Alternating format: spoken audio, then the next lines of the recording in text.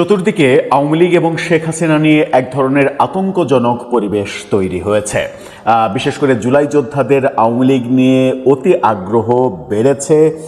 গতকালকে সাবেক উপদেষ্টা মাহফুজ আলমের আওয়ামী লীগ ফিরছে, আওয়ামী লীগ ফিরেছে, এই কর্মকাণ্ডের মাধ্যমে ফিরেছে, সেই জাতীয় পোস্ট সমাজে নতুন করে আলোচনার খোরাক জন্ম দিয়েছে।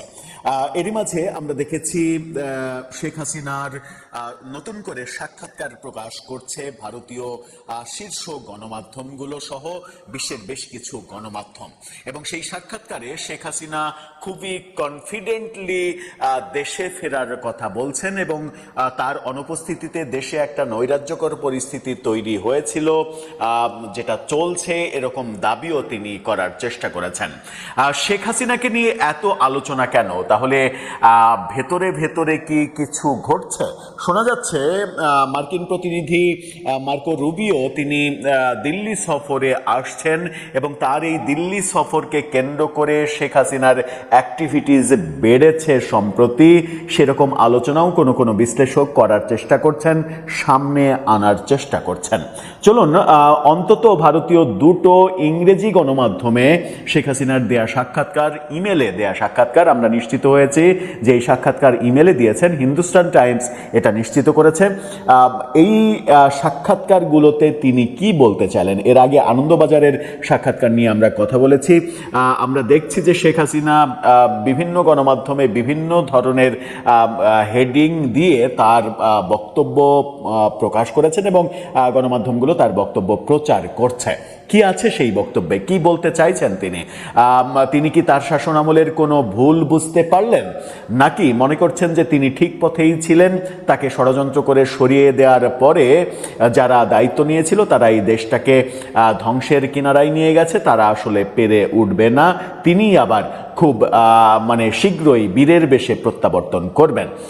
তার বক্তব্য যেমন গুরুত্বপূর্ণ, তেমনি তাকে কেন্দ্র করে জুলাই যোদ্ধাদের এক ধরনের অস্থিরতা, চতুর্দিকে তাকে নিয়ে আলোচনার নানা ধরনের সূত্রপাত তৈরি করা নতুন করে আগ্রহ তৈরি করেছে। চলুন আলোচনা করে বোঝার চেষ্টা করি এই ভিডিওতে। দর্শক, বলছিলাম ভারতীয় অনেকগুলো গণমাধ্যমে শেখ হাসিনার সাক্ষাৎকার একের পর এক আবারও প্রকাশিত হচ্ছে। এর আগেও এক দফা আমরা দেখেছিলাম, তখন রয়টার্স সহ বড় বড় বিশ্ববরেণ্য গণমাধ্যম সেগুলোতে সাক্ষাৎকার প্রকাশিত হয়েছিল। তারপরে ভারত, ফ্রান্স সহ বিভিন্ন দেশের গণমাধ্যমে তার বক্তব্য প্রকাশিত হয়েছিল।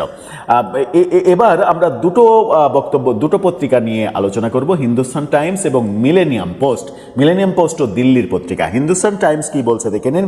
হিন্দুস্তান টাইমস বলছে যে absence does not mean silence, will return to Bangladesh very soon. Sheikh Hasina, অর্থাৎ তিনি দাবি করছেন অনুপস্থিতি মানে নীরবতা নয়, খুব শীঘ্রই বাংলাদেশে ফিরব।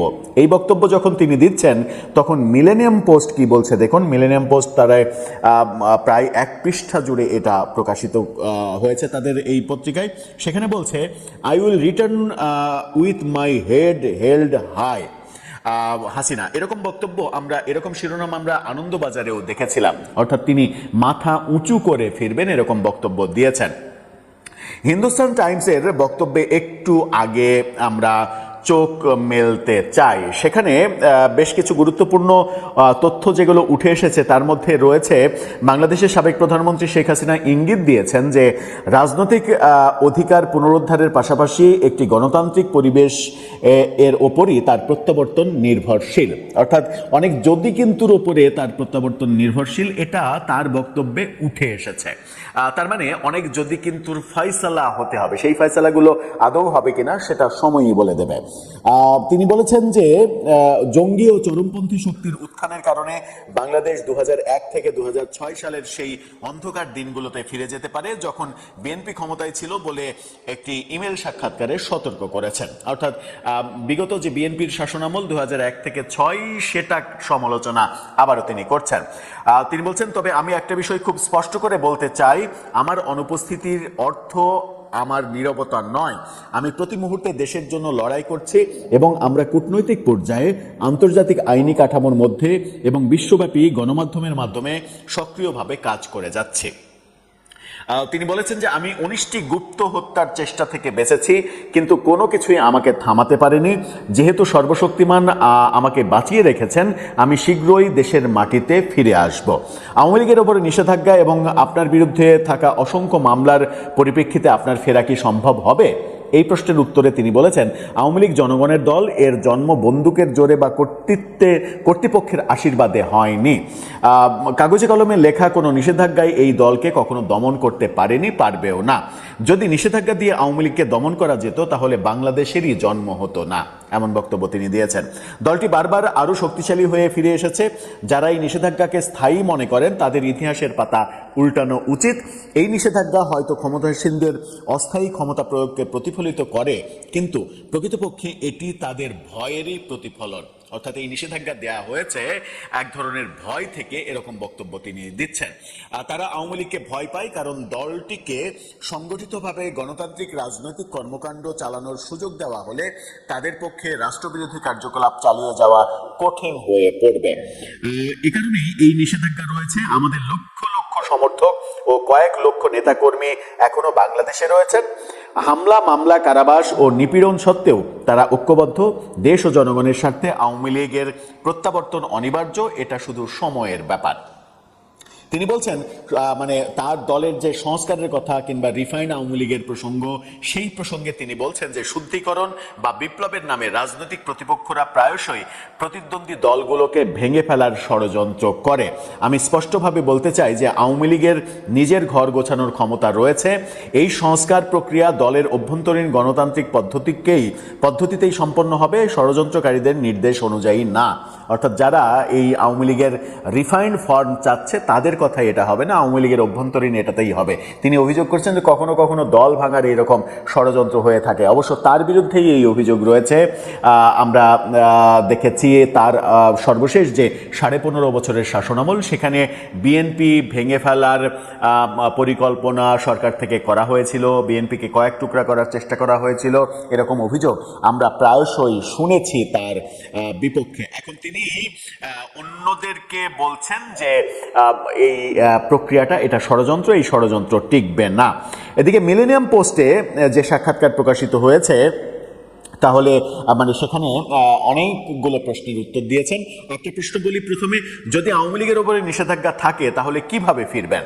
শেখ হাসিনা বলেছেন, মানুষের ভালোবাসাই আমার সবচেয়ে বড় শক্তি। সারা জীবন আমি জনগণের কল্যাণে কাজ করেছি।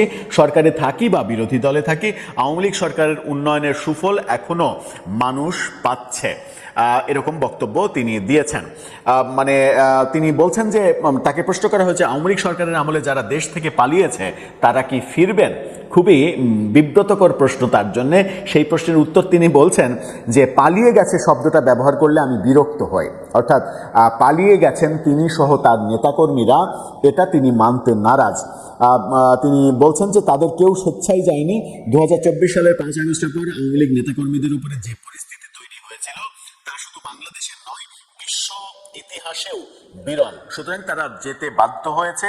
লক্ষ লক্ষ নেতাকর্মীর উপরে যে নির্যাতন, নিপীড়ন, জীবনের ভয়, সেই ভয়ের কারণে তারা দেশান্তরী হতে বাধ্য হয়েছে। পরিবেশ পরিস্থিতি অনুকূলে আসলে তারা আবার ফিরবেন, এমন কথা তিনি বলেছেন। বাংলাদেশের শিশুরা মারা যাচ্ছে, এই মৃত্যুর জন্য বর্তমান সরকারকে দায়ী করেন কিনা এই প্রশ্নের উত্তরে বলছেন, প্রতিটি শিশুর মৃত্যু আমার হৃদয় ভেঙে দেয়। একজন মা হিসেবে সবচেয়ে কষ্টের বিষয় হলো এগুলো নির্মূল করতে না পারা। তিনি বলেছেন, আমি কোভিড-19 কি সুন্দরভাবে সাফল্যের সাথে মোকাবেলা করেছিলাম। টিকা পরিস্থিতি বিশ্বে একটা আইডিওলজির জায়গায় নিয়ে গিয়েছিলাম। সেখান থেকে ইউনূস সরকার যে সর্বনাশা ব্যাপারটা ঘটিয়েছেন, সেই ব্যাপারটা তিনি বলছেন। তিনি তাকে প্রশ্ন করা হয়েছিল আওয়ামী লীগের বন্দী নেতা, সাংবাদিক ও বুদ্ধিজীবীদের মুক্তির জন্য পদক্ষেপ নিচ্ছেন কি? বলেছেন 2024 সালে 5 আগস্টের পর বিচার ব্যবস্থাকে রাজনৈতিক অস্ত্রে পরিণত করা হয়েছে। বিচারকদের উপরে চাপ প্রয়োগ করে মবের মুখে পদত্যাগ করতে বাধ্য করা হয়েছে। তিনি বলছেন যে আমার দেশে এবং বিদেশে আটক নেতাকর্মীদের মুক্তির জন্য আইনি লড়াই চালিয়ে যাচ্ছি। আমরা নিয়মিতভাবে জাতিসংঘ, ইউরোপীয় ইউনিয়ন, আন্তঃপার্লামেন্টারি ইউনিয়ন সহ বিভিন্ন আন্তর্জাতিক মানবাধিকার সংস্থার সঙ্গে যোগাযোগ রাখছি। তার মানে তিনি এই প্রথম আনুষ্ঠানিকভাবে স্বীকার করলেন যে তাদের রাজনীতি নিয়ে আন্তর্জাতিক যে লবিং, সেই লবিং তিনি চালিয়ে যাচ্ছেন। ভারত চীন এই প্রসঙ্গগুলো মানে অনেক প্রশ্ন এসেছে, সেই প্রশ্ন আলোচনা করে দীর্ঘায়িত করতে চায় না। তাকে প্রশ্ন করা হয়েছিল বিশ্বজুড়ে বিভিন্ন দেশ ও সংগঠনের সমর্থন চাইছেন কি, সেই প্রশ্নের তিনি উত্তর দিয়েছেন যে অবশ্যই সবার সমর্থন চাচ্ছি এবং সেই সমর্থন তিনি পাবেন এরকম আশাও করছেন। শেখ হাসিনা আবারও যখন পত্রিকায় সাক্ষাৎকার দিয়ে নিজেকে সোচ্চার হিসেবে উপস্থাপন করার চেষ্টা করছেন, তখন আমরা বাংলাদেশে দেখছি যে জুলাই যোদ্ধা যারা রয়েছেন তাদের মুখে প্রতিনিয়ত শেখ হাসিনা এবং আওয়ামী লীগ নিয়ে কথা, আওয়ামী লীগ ফিরলে এটা করবে ওটা করবে, আওয়ামী লীগ ফেরার একটা আতঙ্ক তৈরি হয়েছে। মাহফুজ আলমের গতকালকের ফেসবুক পোস্ট নতুন করে আবার এক ধরনের উত্তেজনা তৈরি করেছে, এক ধরনের বিতর্ক তৈরি করেছে এবং মানে মাহফুজ আলমের বক্তব্য খুবই স্পষ্ট, আওয়ামী লীগ ফেরার প্রাসঙ্গিকতা প্রফেসর ইউনূস তৈরি করেছেন এবং প্রফেসর ইউনূস সরকারের ব্যর্থতার কারণে আজকে আওয়ামী লীগ প্রাসঙ্গিক হচ্ছে মানুষের কাছে, আওয়ামী লীগ নিয়ে মানুষ আলোচনা করছে, আলোচনা করতে বাধ্য হচ্ছে। কেউ কেউ বলছে আগেই তো ভালো ছিলাম। এখন দেখার বিষয় যে প্রফেসর ইউনূসের মানে অসহ্য নগ্ন যে শাসন ব্যবস্থা, সেই শাসন ব্যবস্থা থেকে যখন বিএনপি দায়িত্ব নিয়েছে তখন বিএনপি কতটা সেগুলো কাটিয়ে উঠে সফল হয়। বিএনপির সফলতার উপরে নির্ভর করবে আওয়ামী লীগের ফিরে আসাটা দীর্ঘমেয়াদী হবে নাকি স্বল্পমেয়াদী হবে।